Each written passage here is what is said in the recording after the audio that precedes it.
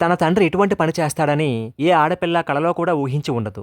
ఒక స్త్రీ ఇంట్లో ఒంటరిగా ఉంది. అప్పుడు అనుకోకుండా ఇంటి కాలింగ్ బెల్ మోగింది. తలుపు తెరిచి చూడగానే ఎదురుగా తన తండ్రి నిలబడి ఉన్నాడు. తన తండ్రిని చూడగానే కూతురు ఎంతో సంతోషించింది. కానీ అంతకు మించి కంగారు పడుతోంది. అప్పుడు ఆ తండ్రి, నువ్వేమీ కంగారు పడద్దమ్మా, నువ్వు అల్లుడు గారు సంతోషంగా ఉంటే నాకు ఇంకేం కావాలి, కేవలం నిన్ను చూసి వెళ్దామనే వచ్చానమ్మా అని తన కూతురుతో చెప్తాడు. అప్పటికి సమయం మధ్యాహ్నం అయింది. అంత దూరం నుంచి వచ్చిన తండ్రికి కనీసం భోజనం చేయండి నాన్న అని అడగలేని స్థితి ఆ కూతురుది. ఇంట్లో కనీసం గరిటెడు బియ్యం కూడా లేని పరిస్థితి. డబ్బాలోంచి ఊడ్చి తీసినా కనీసం గుప్పెడు బియ్యం కూడా లేవు. తన కూతురు దేనికో ఆందోళన పడుతుందని ఆ తండ్రి గమనించాడు. ఏదో పని ఉన్నట్లుగా వంటింట్లోకి వెళ్లి అన్ని డబ్బాల మూతలు తీసి చూసిన వెంటనే బాధతో అతని మనసు కృంగిపోయింది. ఎంతో గారాబంగా పెంచానే, అడిగింది కాదనకుండా ఎంత ఖర్చైనా ఇచ్చేవాన్నే, నీకోసం ప్రాణాలిచ్చే తల్లిదండ్రుల ప్రేమ కన్నా నెల రోజుల క్రితం పరిచయమైన వాడి ప్రేమ ఎంతో గొప్పదని భావించి ఇంట్లోంచి పారిపోయి వచ్చిన తన కూతురు ఇటువంటి పరిస్థితిలో ఉంటుందని ఆ తండ్రి అస్సలు ఊహించలేదు. తన కూతురు ప్రేమించి పెళ్లి చేసుకున్నవాడు ఉద్యోగం సద్యోగం లేకుండా ఆ వ్యాపారం చేస్తాను ఈ వ్యాపారం చేస్తానంటూ కాలక్షేపం చేస్తున్నాడని, తన కూతురే బయటెక్కడో పనిచేస్తే వచ్చిన డబ్బుతో కుటుంబాన్ని పోషిస్తుందని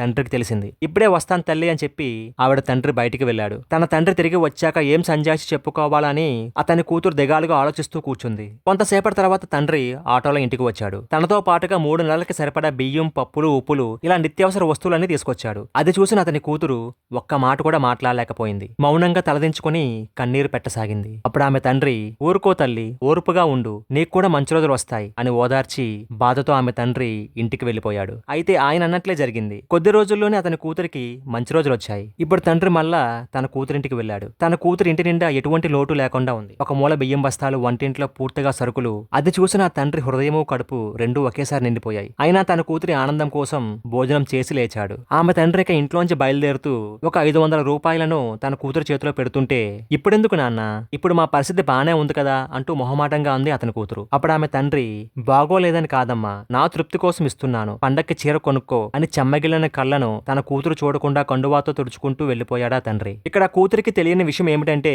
తన అల్లుడికి కొంత డబ్బిచ్చి మంచి వ్యాపారాన్ని పెట్టించి అతని జీవితాన్ని సరిదిద్దాడని, తన కూతురికి కావాల్సిన అన్ని సౌకర్యాలను తన తండ్రి సమకూర్చాడని. ఒకవేళ ఈ విషయం తన కూతురికి తెలిస్తే, తనను ఎంతగా ప్రేమించిన తన తండ్రిని ఎంత మోసం చేసి నేనేం సాధించాను అనే ఆలోచన తన కూతురికి వస్తే తన సంసారం సరిగ్గా నడవదని భావించి ఈ విషయాన్ని గోప్యంగా ఉంచాడు. నిజంగా నాన్నెప్పుడు నాన్నే కదా. తన పిల్లలు తన గుండెల మీద తన్ని వెళ్లిపోయినా వారు ఎక్కడున్నా బాగుండాలని కోరుకుంటూ వారికి కష్టం వస్తే తన ప్రాణాలను అడ్డుపెట్టి ఆ కష్టాన్ని తీరుస్తాడు నాన్న. ఏ కారణం చేతైనా సరే ఏర్పడే తాత్కాలిక భాగోద్వేగాలకు లోనై మీ తల్లిదండ్రుల ప్రేమను చులకన చేయకండి. మీ తల్లిదండ్రులను కాదని మీరు తీసుకునే నిర్ణయాలు ఒకవేళ విఫలమైతే తిరిగి మిమ్మల్ని అక్కున చేర్చుకునేది మీ తల్లిదండ్రుల ప్రేమే. కాబట్టి లవ్ యువర్ పేరెంట్స్.